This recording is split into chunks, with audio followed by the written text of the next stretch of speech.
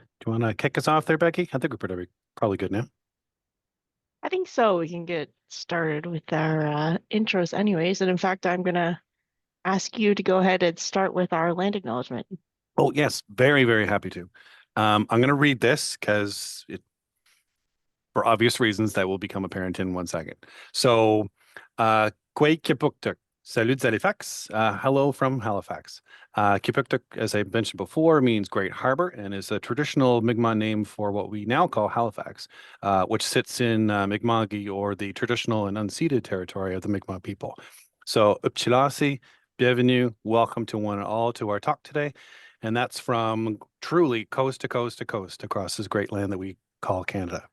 And I love how Canada is such a wonderful amalgam of different cultures, and it's important to respect them all and acknowledge them all. So this is how we share things in a healthy manner, and what I like to think of as like a family around the dinner table. And our presenters today are from this family table. So we have one speaker who is also from Quebec, like me. We have another speaker who comes from St. John's, Newfoundland, which is the ancestral home of the Beothuk, who sadly do not exist anymore.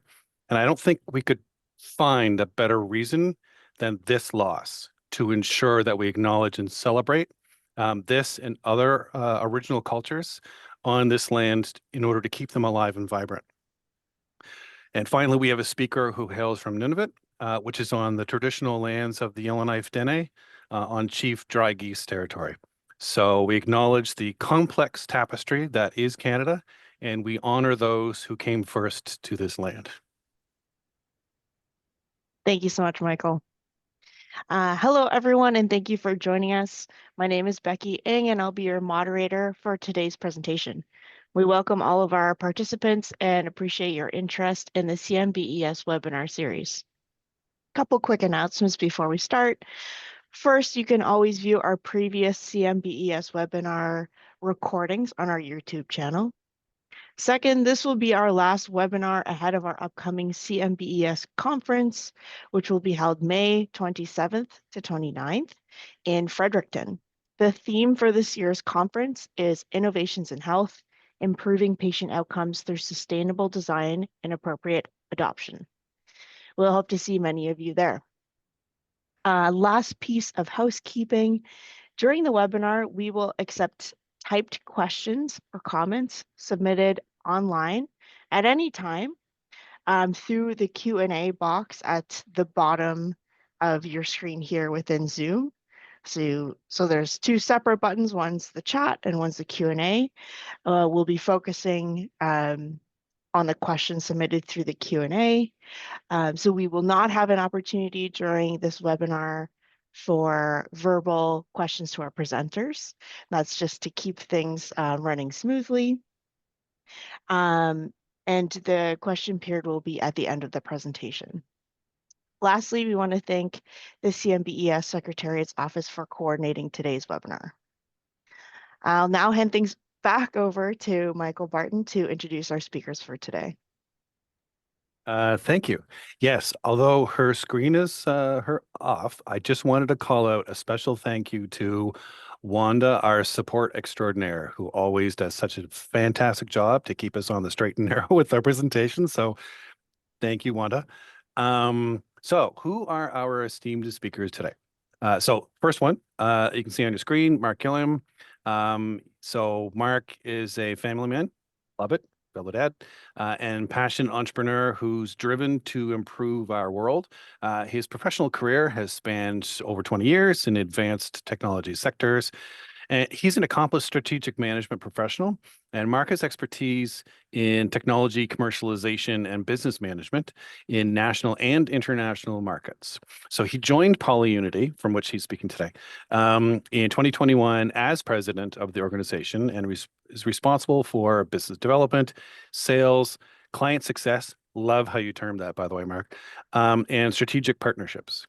So Mark is a proud and active member of the National Board of Directors for the Canadian Manufacturers and Exporters. So we might actually recognize that as the alphabet soup CME, which we see all the time, and is also the chair of Newfoundland Labrador's Advanced Manufacturing Cluster, AMC. So welcome, Mark.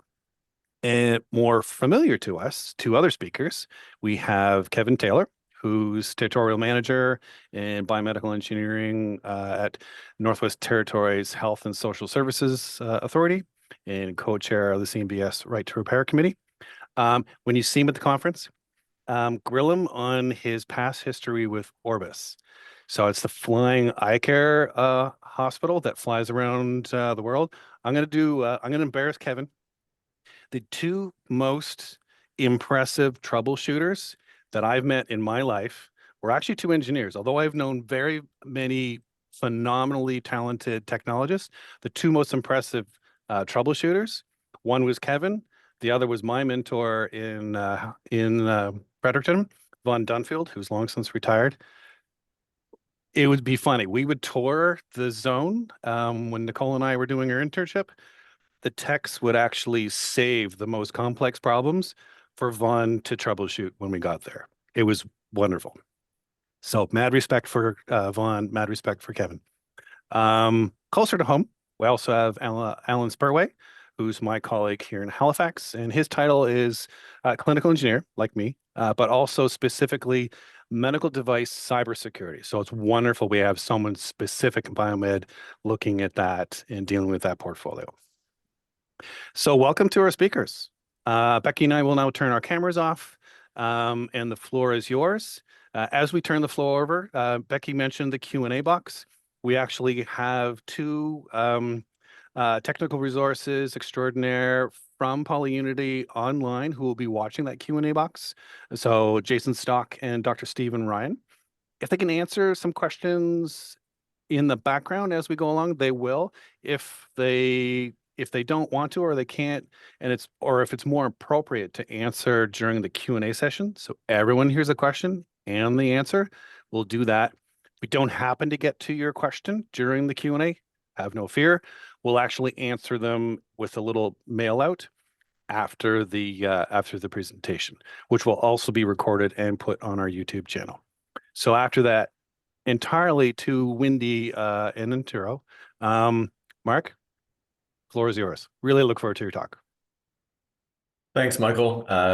It's very much a pleasure to be here today to speak with this group, and hopefully we can pass along some information and have a great dialogue around the right to repair movement and what's happening in the world of 3D printing. But before I get going with my presentation, I'm going to actually turn it back over to Kevin at this point for some opening remarks.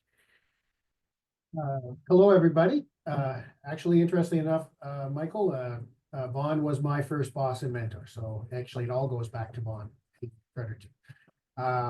Anyway, hello, everyone. It's a pleasure to be here. As you know, I'm one of the champions for health technology right to repair in Canada, and I'm really excited to provide a bit of an additional introduction to this talk. To ensure patient safety and timeliness of care, CMBES is advocating for health technology right to repair through its position statement, as well as its national clinical engineering standards of practice, which, as many of you know, are actually recognized in the Accreditation Canada standards. So to be fully compliant with right to repair and best practice or accreditation, right to repair is important to meet as well as a best practice. Right to repair fully aligns with 3D printing services. Interestingly enough, I had an engineer up here do an analysis on a problem we were having, and on the FDA recent guideline on remanufacturing versus repair. And in that guideline, there is actually an example where the replacement of an IV pump door with a third-party product door is given. And in that example, the analysis indicates that that should be considered repair, not remanufacture. So you can see where this is going with in terms of 3D printing. Right to repair is actually a benefit to original equipment manufacturers. I know this is sometimes missed by a minority of OEMs and the pressure they're putting on their lobby groups to oppose right to repair. But it is actually a benefit, and many of the manufacturers are starting to recognize that, and we're really enjoying working with those who have. In particular, the main one that they can see a benefit for is it's getting harder and harder to hire qualified staff.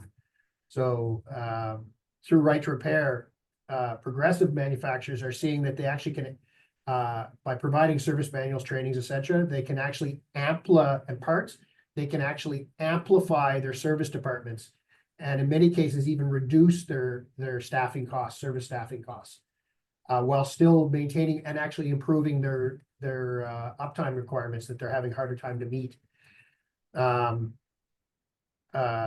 And they still get revenue from their parts contracts and from the more complex problems when they get called in for.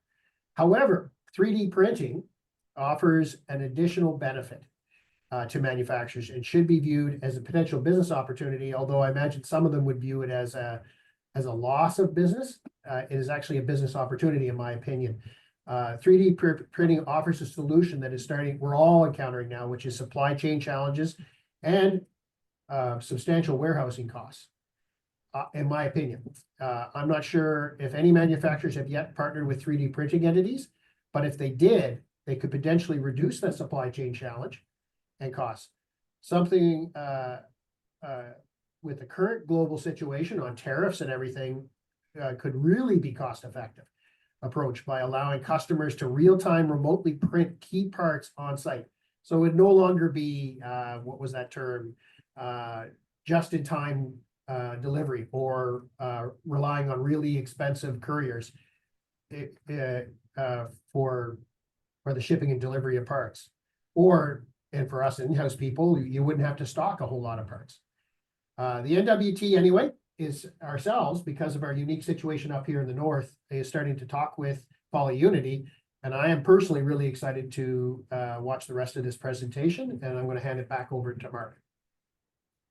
Thanks very much, Kevin. I would say that all of your comments are going to be highlighted as we move forward, and one of the first things we'll do is just kind of take a quick overview of what we're going to touch on. So, first and foremost, we're going to jump into, and expand maybe a little bit on some of the points that Kevin just made with regard to the importance of the right to repair in healthcare. We're then going to talk about the role of 3D printing and what that looks like. Risk and liability is probably one of the biggest questions I would suspect that's on everyone's mind. So we're going to spend quite a bit of time there as well. And then we're going to jump into some practical case studies, products and projects to show you how this technology is currently helping with the right to repair movement. So leading from Kevin's comments, and I think the first thing we'll start with here is PolyUnity's positioning statement, and we are a very strong advocate for the right to repair movement in Canadian healthcare, and we proudly support the Canadian Medical and Biological Society (CMBES's) position on this movement. We really feel that healthcare needs more rapid access to innovative but quality replacement parts, and also software solutions to ensure that the medical equipment that we use to deliver patient services remains operational. And this is a picture of Ron Johnson. He's a vice president of research and innovation with NLHS. And we were working with NLHS, Newfoundland Labrador Health Services, during the time of the pandemic. And this was a very acute case of obviously global supply chain disruption, where this technology and things like the right to repair were just imperative to keep healthcare operational. So, from PolyUnity's perspective, we take a lot of pride in making sure that the parts and products that we deliver are high quality, they're cost effective, and that we think 3D printing solutions can prioritize patient care. This ultimately reduces costs, improves equipment downtime. And, you'll see some of the comments here from biomedical and clinical engineering technologists like yourselves that we've worked with over the past while. And I'll probably skip through this, but this will be made available to you later if you want to read it in more detail. So, jumping in, where are we with the industry? And again, Kevin certainly covered some of the issues, but at a high level, just getting access to parts, there's lots of cost and procurement challenges that we're facing. There's a very complex regulatory landscape that I think we're all collectively trying to navigate. I spoke about the risk, liability, and restrictions that everyone is kind of trying to, again, figure out and probably worried about as well. workforce, chronic budget shortages across the board. And, there's certainly lots of challenges with regard to the adoption of new technology. And if you kind of roll that into how does that impact the state of the right to repair? Well, high costs and procurement issues with regard, again, to accessing parts. There's lack of control over essential maintenance in many cases. We all know what's happening with our global supply chain. The pandemic happened, and then there's, vessels stuck in the Suez Canal, and then the Panama Canal has issues, and, we're seeing environmental conditions and disruptions around the board. So our global supply chain really, as good as it is, we still have challenges with it, and it's not always dependable. We're still seeing excessive equipment downtime. In many cases, if we can't repair the pieces of equipment, it's early or forced replacement. And, to Kevin's point again, just a second ago, we have very, very talented people inside of our healthcare organizations who are capable of providing service and repair to a lot of these equipment. And we're struggling to find the skilled replacements from some of the third-party or OEM providers to be able to provide that. So there's an ability to better utilize those talents. And then, in many cases, we have ideas about how to fix some of these problems, but innovation can get stifled. So, and this next slide or two maybe doesn't necessarily directly apply to the right to repair, but we're probably all acutely aware of kind of what's happening with our growing healthcare burden. And, the top two numbers are federal Canadian numbers. In 2024, our healthcare budget federally is, nearing 330 billion. It's over 12% of our national GDP. And that doesn't include our provincial allocations, our provincial and territorial allocations. And we also have, what's been known as the silver tsunami, a really aging population that is going to put additional burdens on our healthcare. And we need to get better and more efficient at how we deliver service. And the status quo is just not going to cut it. From a technology obsolescence perspective, you'll see technicians are not accessing the service information, the parts that they need, and the time that they need. We're retiring equipment earlier, and and that comes from hospitals and staff who aren't able to get access to the things that they need. We talked about tariffs. 40% of Canadians' medical technology imports come from the US. But a very interesting thing, and we'll talk about digital inventory in a second, is that if those parts go over the border as a digital file, they're not tariffed. And so we can manufacture them inside of Canada when they're in a digital format through advanced manufacturing technologies like 3D printing. And therefore, we're not susceptible to those types of things. So adopting these new innovative advanced technologies can help us to circumvent some of the bigger problems that we're facing as a nation these days. And then obviously, we have the environmental aspect. There's an annual growth in electronic waste streams. 70% of the CO2 footprint within global healthcare is attributed to supply chain. If healthcare was a country, it would be the 5th largest contributor in the world to CO2. The US number there, you can see it's about 8.5% of the national greenhouse gas emissions in the US. And so there's ways of doing this much more efficiently than the status quo. And finally, what I'd say is with regard to, the way that we traditionally operate our supply chains is that Canadian dollars and in many cases IP go out of country, and in plants and manufacturing facilities around the world, we get product back and then they're distributed throughout our country. Whereas there's a real opportunity to more effectively participate in the circular economy where we're actually manufacturing those things inside our country. And there's a tremendous amount of benefits that come with that.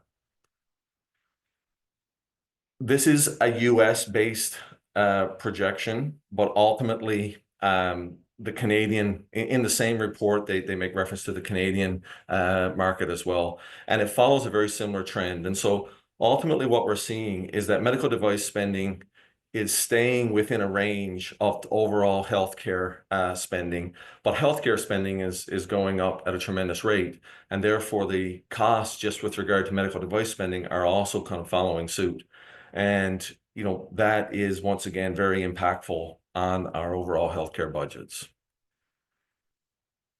The next couple of slides are going to specifically deal with imaging equipment, but what it shows is a trend that from our analysis is across the board, probably with all medical equipment. And so, you know, overall, we're seeing a trend of medical equipment. The average age is growing. And so the Canadian Association of Radiologists have produced this report. And ultimately, their guidelines are that the proposed machine life expectancies for low use equipment, imaging equipment, would be 12 years, 10 years, and 8 years accordingly from low to high. And that no machine should really exceed 15 years. The practical reality is that our average age of pretty much all of our imaging equipment is greater than that. And, you know, when you look at spec machines, in some cases, they're greatly above that average. And so we're faced with a scenario where our equipment age is growing, and we need to maintain that because there's not always budgets to buy new pieces of equipment. And so, you know, again, the trend is a progressive aging of equipment within Canada. And then this next slide shows the percent of units of that imaging equipment beyond 10 years. And so, you know, again, you're seeing a third or more of all modalities where the equipment is actually greater than 10 years old. I'm going to pause just for a second to have a drink.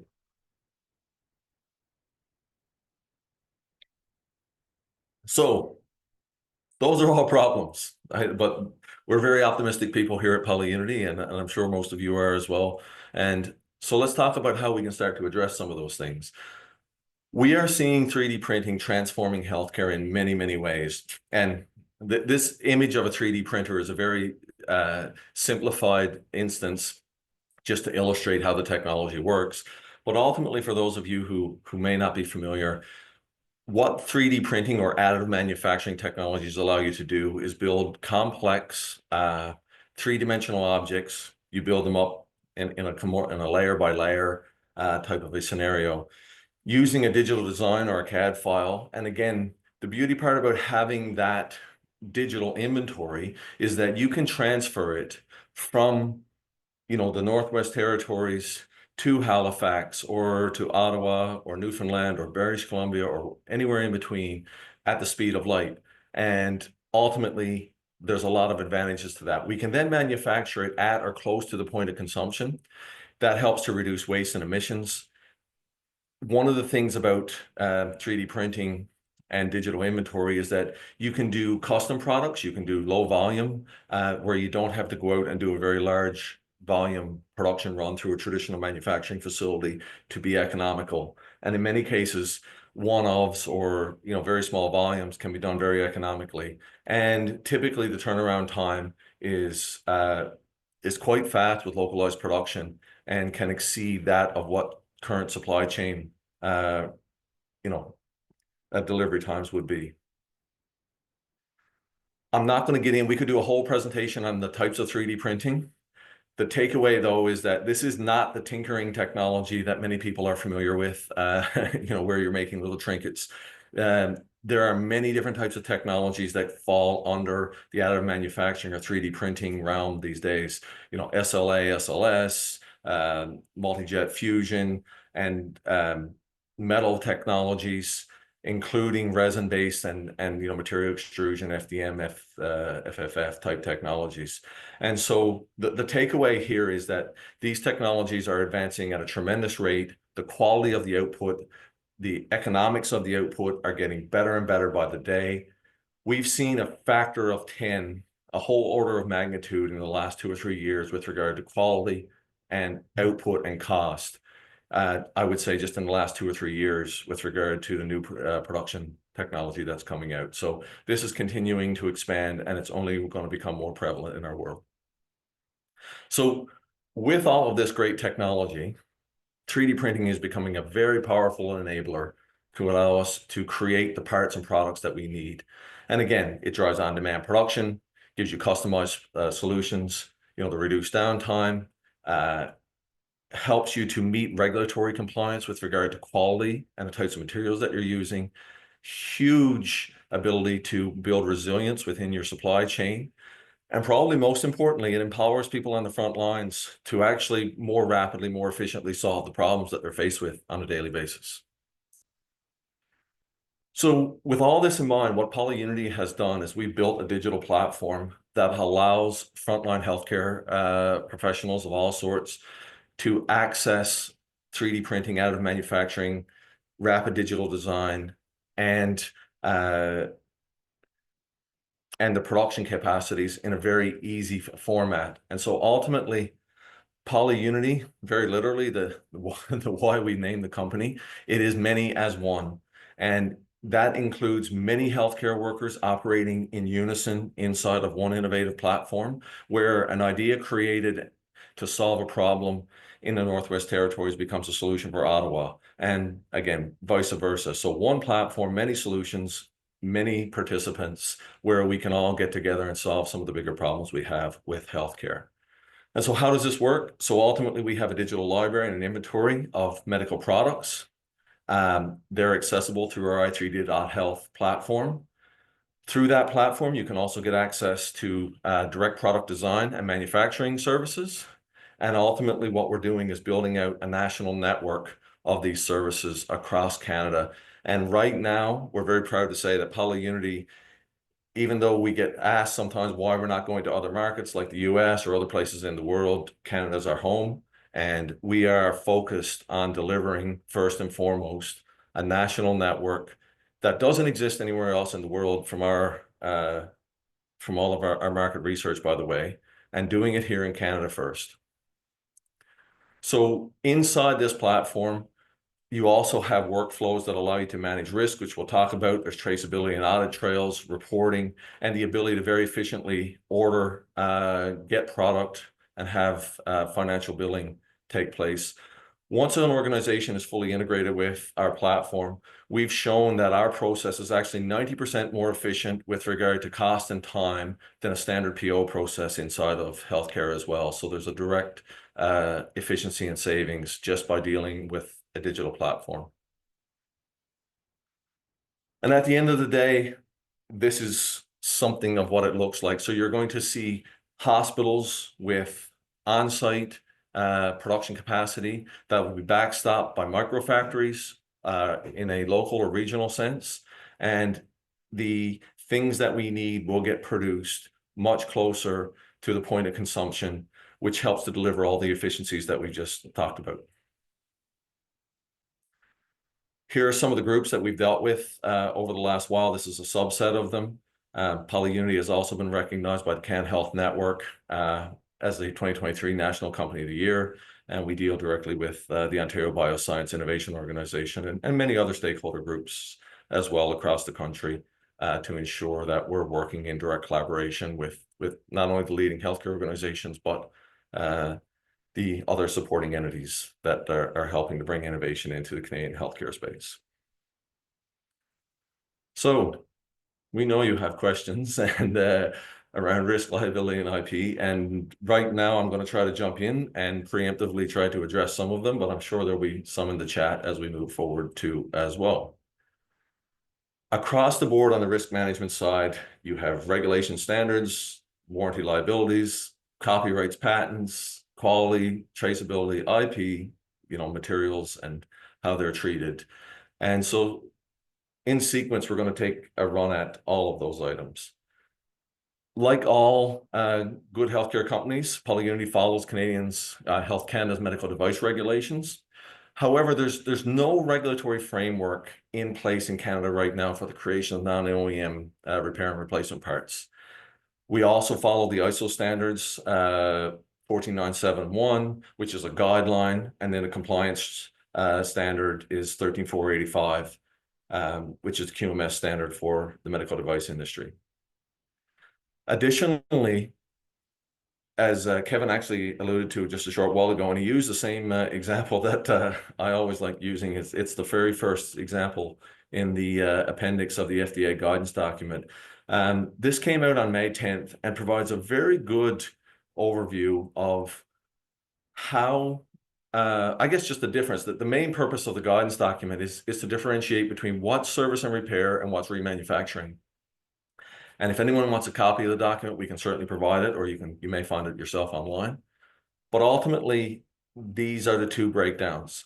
Servicing and repair is distinguished as a situation where it's a routine or preventative maintenance of a finished device, and it doesn't change the intended use or the safety specifications of that device, and ultimately maintains or keeps the device as close as possible to the original OEM state. Whereas remanufacturing would significantly change the performance or safety specifications or the intended use of a device. So if you're adding, a long mechanical arm to a device that's not intended, and you're providing additional strain, changing the intended use, if you're changing the firmware on the device from a software perspective, all of those things would likely fall into a remanufacturing situation. From a warranty and liability perspective, PolyUnity takes the liability for all the products that we produce. We have a warranty program. We have liability insurance to cover not only the company, but the parts, obviously, that we're producing.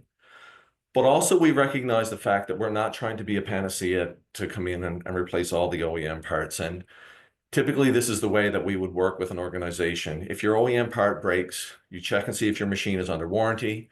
If yes, consult with the OEM. If they have the part in stock, then you would follow that route. However, if the machine is aged and it's out of warranty, or the part's unavailable, or sometimes it's just cost prohibitive, that's where engaging with PolyUnity to help design or create that new part becomes potentially advantageous for your group. From a quality assurance perspective, we have a QMS established, and we are in active development towards the ISO 13485 standard. We've held a MDEL with Health Canada since 2020. And we also have a cybersecurity program in place, and we're nearing SOC 2 and other standards for cybersecurity compliance. We also collaborate directly. We have a group of certified consultants that are that meet the regulatory affairs certifications in developing our QMS policies. So we're not doing this in isolation. We're going out and finding external parties who are experts in this arena, and we are building our QMS platform around that engagement. I've talked a little bit already about traceability and reporting, and kind of, the thing for the use of 3D printing inside healthcare organizations right now is that many times it's being done on a little bit of an experimental basis, but the healthcare organization as a whole doesn't necessarily have insight into what's been requested, what's been produced, and where it's going. And so what our platform allows you to do, we're not trying to take the 3D printers away from you, by the way. We actually want you to use them, or we can help to do that manufacturing at the end of the day. But what our platform allows you to do is request products, have an appropriate approval process in place, ensure that those products then are traced with regard to where they're going, and just to improve and to build regulatory compliance around the use of these types of technologies within healthcare.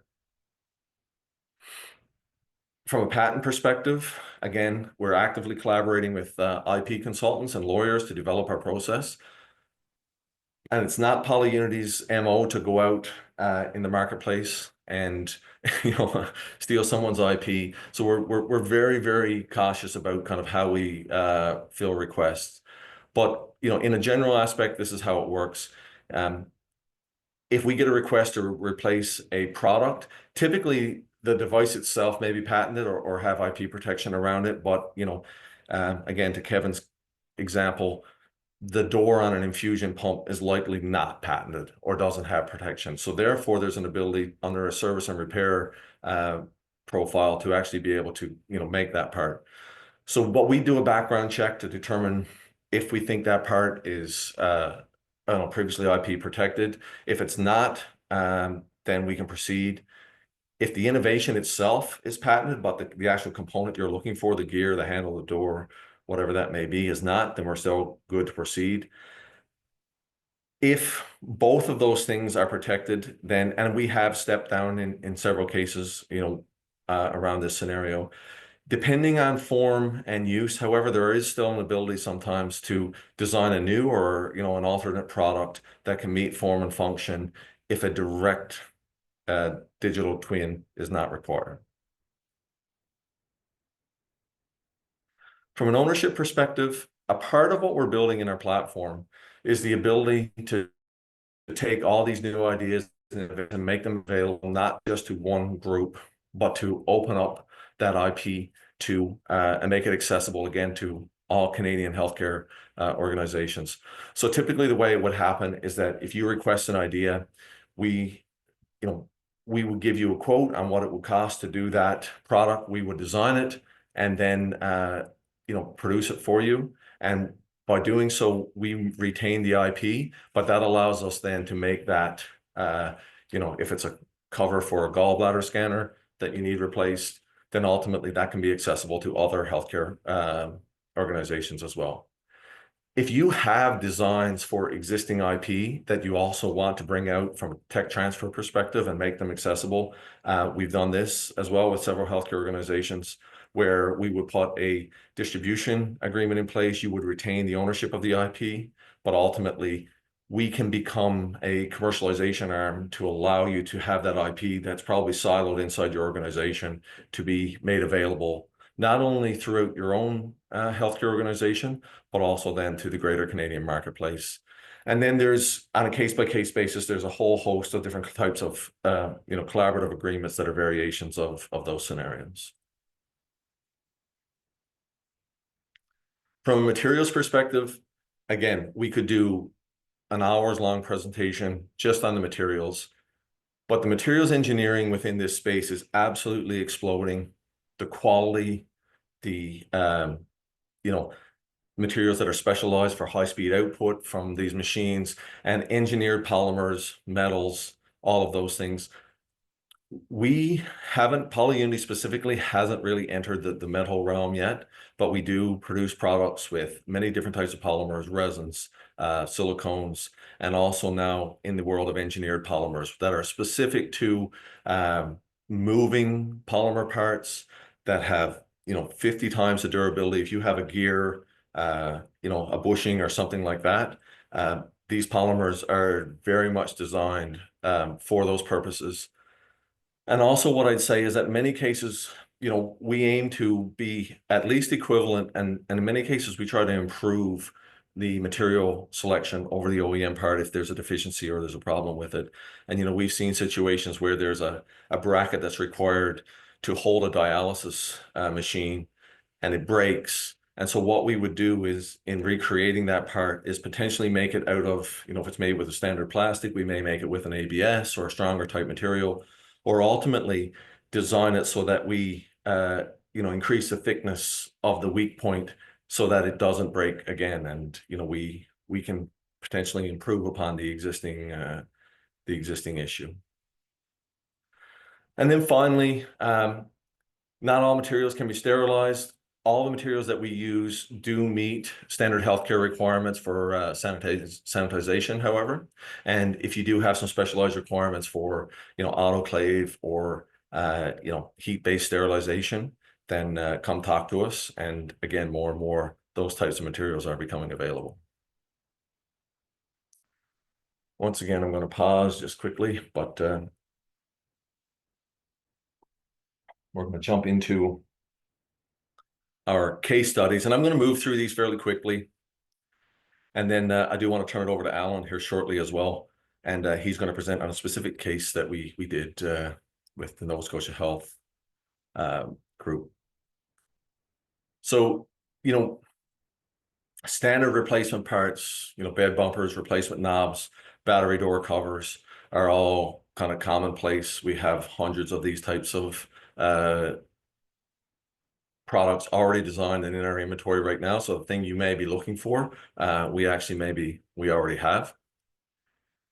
Very interesting challenges like frayed cables and things that bend, and these cables are often very expensive. They're hundreds of dollars. You know, being able to take a TPU type polymer, which is a flexible polymer that we can manufacture, and protective covers to prevent those types of things from happening. We increase lifespan, and they can be done very rapidly. Safety considerations. This was a situation we worked with the Children's Hospital of Eastern Ontario. There was a concern just about inadvertently kind of hitting the power button on an anesthesia machine. So we created a innovative little cover that allows you to be, you had to be very kind of intentional about ensuring you're pressing the button on or off at this point. Replacement parts, in this case, a footrest wedge for a wheelchair foot holder. And again, pretty straightforward, easy to create. And, you know, oftentimes, depending on the type of equipment, these may not be available within your standard supply chain. This part was no longer available. The actual yoke to hold the MRI headset, and again, something that we were able to create pretty easily and save, you know, the organization from having to go out and produce a whole new or procure a whole new headset. This one I'll stop just for a second and delve into a little more. Again, this was a product that we actually did with the Children's Hospital of Eastern Ontario, CHEO. And CHEO serves a whole catch basin with regard to its air ambulance service, the whole Champlain region. So it's not just Ottawa, it's a much larger area. And ultimately, they were in a situation where all but one of their air ambulance stretchers weren't available. And they were at a pretty significant risk of losing the whole air ambulance service, which again is life or death in many cases. You know, if you have to bring someone from road by road ambulance instead of air ambulance. Ultimately, there were 3 polymer parts that were needed to allow this, that were breaking, that were needed to allow these stretchers to pass inspection. They actually looked at the potential of going out to the marketplace and buying new stretchers. In addition to being very expensive, the lead time on them wasn't practical. So we worked directly with their clinical engineering team. We were able to rapidly create the parts in the right polymer type. And then we got a third-party engineering firm to come in, do the actual engineering and stress tests on those parts. And then we're very pleased to say that we put all of these stretchers back into operation in a very short time period, and they haven't failed their inspections since. So, you know, this is what seems to be very, very small parts can sometimes have a very large and huge impact. So where do we go from here? Well, you know, we think the future of right to repair and 3D printing are hand in glove. All the advantages that are coming with advanced manufacturing technologies, the capabilities, the quality of the machine, and hospitals will get to leverage the ability to have digital inventory and on-demand production, obviously resilience within our supply chain, and just the sustainability and cost effectiveness, you know, across the board. So,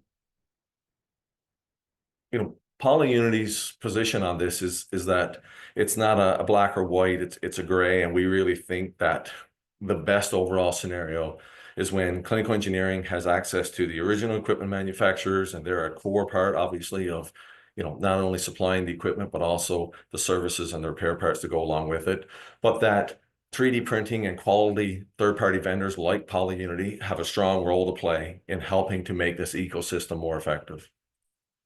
So, you know, we think participation is the way forward. Participation from a policy and participation perspective or petition perspective, you know, continue to collaborate with what the CMBES is doing, and ultimately, you know, start to explore and utilize, if you're not already doing so, what 3D printing systems may be able to provide, you know, for your organization. So at this point, I am going to turn it over to Alan, and he's going to talk a little bit about a project we did with their group in Nova Scotia. Hi, thanks, Mark. Good morning and good afternoon, everybody. As mentioned, I'm Alan Spurway. I'm clinical engineer with Nova Scotia Health.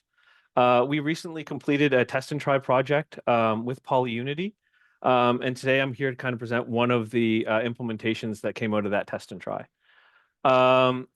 During this initial interaction with PolyUnity, we didn't focus on device repairability, didn't want to disrupt all of our supply chain and contracting everything just for the test and try. So but we did focus on looking to fix organizational problems.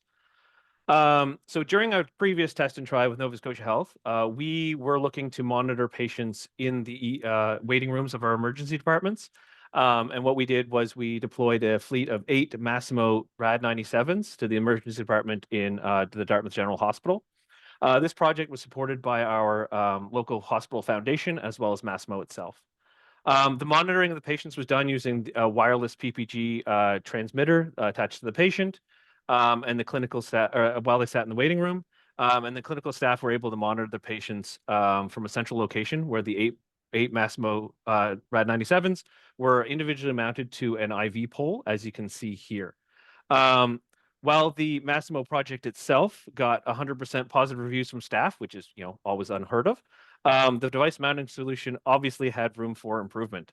The configuration, as you can see, takes up lots of space. Nothing points in the same direction, so sitting in front of it was difficult to be able to see everything, and you had to kind of look up and crane your neck.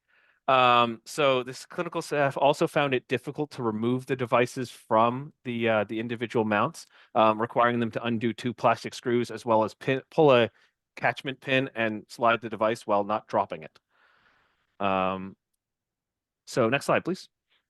So after the problems of the previous mounts were kind of identified, and we joined with PolyUnity, I reached out to PolyUnity through their ideation creation platform to see if this was something that we could look to work on.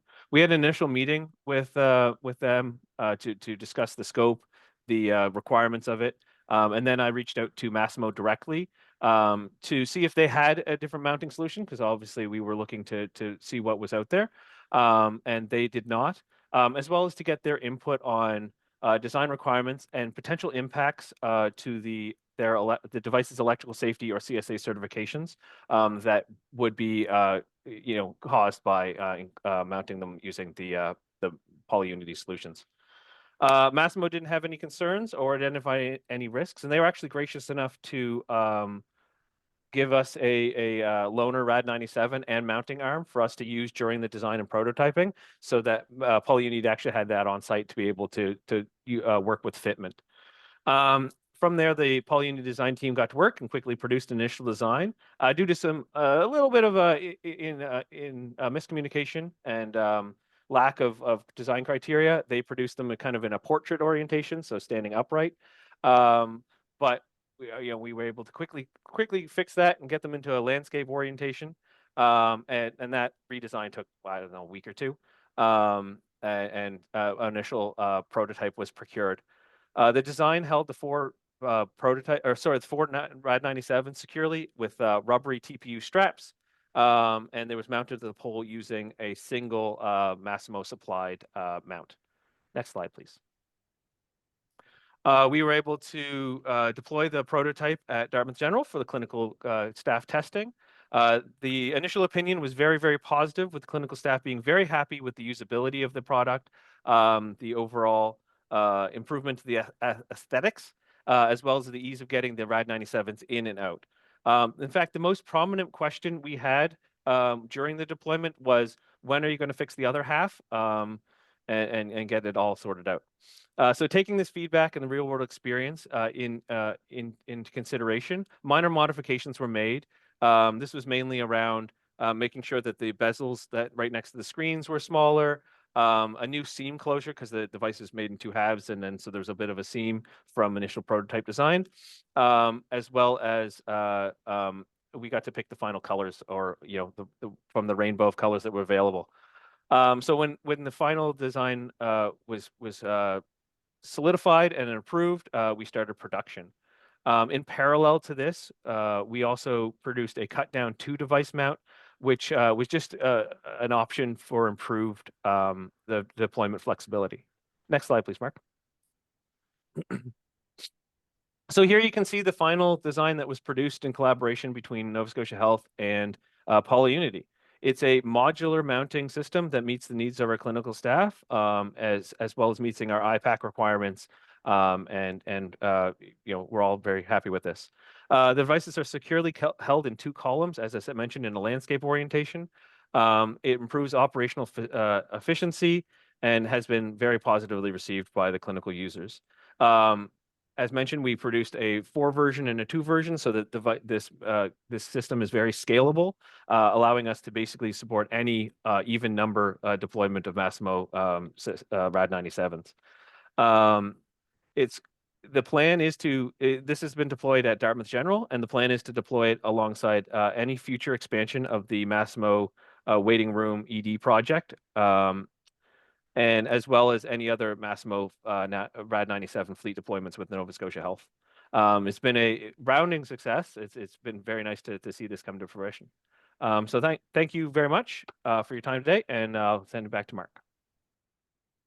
Thank you, Alan. And that's the end of our presentation. So what we'd like to do right now is open up the floor. I'm sure Alan will be open to answering a question. Myself, we've got a couple of others with us, but we've got, we can stay on as long as you want, but I think officially we may have 8 minutes or so. So Becky or Michael, or anyone, I haven't been following the Q&A. So if there's specific questions that you have, by all means, please send them along.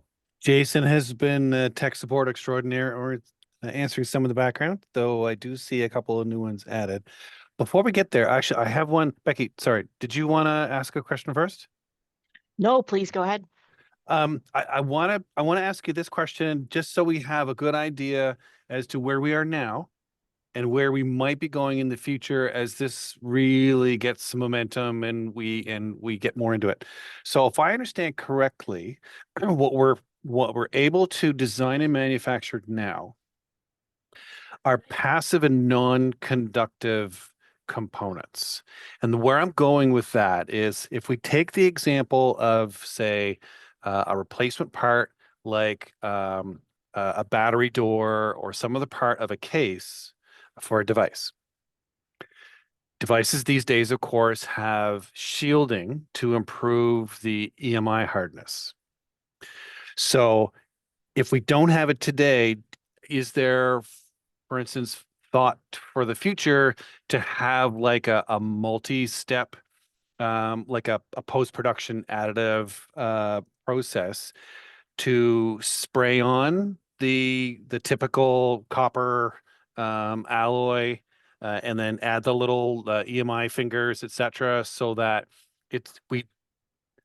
to your point, we do not affect the functionality of the device, and it's simply a direct replacement. We haven't remanufactured it. We haven't lost anything. So that's a great question, Michael. And at the end of the day, we work in a variety of ways. So, typically what comes off the 3D printer obviously is going to be its own kind of polymer part. But in many cases, we do add components to it, or we provide the actual component. And, if there are electrical assemblies or things like that that are required to be added afterward to make the part functional, sometimes the clinical engineering teams take that on. They're okay if it's a couple of connectors and wires that just need to get added to the device.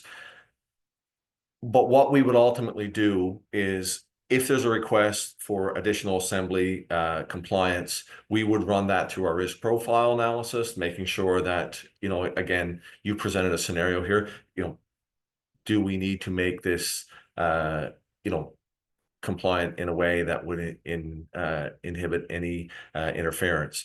So to answer your question, that's why we have our ideas portal created inside of our platform. All of those things, there are no bad questions, no bad requests. And we have other partners throughout Canada as well who specialize in the various types of manufacturing. So sometimes it can be a collaboration between us, and if we don't have the direct capability in-house, we can still get it manufactured. Love that. Love that. Harkening back to one of Kevin's points, I mean, I'm hoping as we go forward in this, say, another 5-10 years, we get to the point where various vendors recognize, oh, you mean I don't have to stock all those weird basic parts from model XYZ from 15 years ago, I actually can partner with someone, say PolyUnity. They do the basic print. I'll put the whatever specific thing to make it work and be okay on my part. And I just reduced my costs like crazy. And I have a very happy customer. And we all know the reality of happy customer. Next time you tender it, your chances are very good. So, Just our view of the saying. world, yeah, our view of the world is exactly that. Based on all the market research we're seeing, the advanced manufacturing, the ability to do distributed advanced manufacturing, either on site again or close to the point of consumption, is the way the world is headed. We have AI, robotics, automations, all of those things that are coming in conjunction with the additive manufacturing technologies and the materials advancements. And so, inventory is something you never get right. You either have too much of it or not enough. And the ability of moving from a just-in-time inventory solution to a just-in-time on-demand production means that you order in what volumes you need and they're manufactured and delivered to you as you need them, which means we hold them in a digital inventory, which doesn't create warehouse space and all those extra overheads and costs of managing that. Canada is a huge and phenomenal landscape, but keeping the right number of replacement parts, even if they're held somewhat centrally, and made available for, the Northwest Territories, Fort St. John, BC, Thunder Bay, Ontario, Corner Brook, Newfoundland is a very challenging proposition. And we think the future is much more efficient utilizing these technologies. And, to Kevin's earlier point, we hope to see OEMs start to partner, and we have a platform right now with backup manufacturing capacity or integrated manufacturing capacity that can produce these parts on behalf of the OEM. It's not a panacea for all things, but for a lot of things, they can be more efficiently held in digital inventory for sure. Yeah, love that. Love that. We have a few questions and answers. Most of them are answered already. I want to read out one in particular, and then maybe what we'll do, Becky, is maybe we can wrap up the Q&A and we'll do an email blast to make sure everyone benefits from it, because we only have 1 minute left. Alice asked a fantastic question, which I think would pop into everyone's mind when they go to do something like this. She asked, whenever we talk about 3D printing, IPAC aspects surface right away. So can you tell us how PolyUnity navigates through aspects to ensure compliance with IPAC requirements at the site level? And she goes on with her question. Jason already answered it, but I'm going to give you an opportunity to add to it. So Jason mentioned we work directly with IPAC and hospitals that we partner with. So all PolyUnity products go through a robust product approval process that includes IPAC. We can Absolutely. provide more information after the webinar on this topic. So we only have the 1 minute, so we might actually have to do a little codicil afterwards. But Mark, would you like to speak to this live? 30 seconds. So basically, we built customized workflows into our software, product profiles, so that when we feed this product information to IPAC, they now have a standard profile of everything they need to see. We can do it if you're okay with having another healthcare organization already giving an IPAC approval, then that's great. If not, we can do it on an organizational basis. Those digital approval workflows and the audit trails are built right into our software. Ultimately, we would onboard, train an IPAC's person.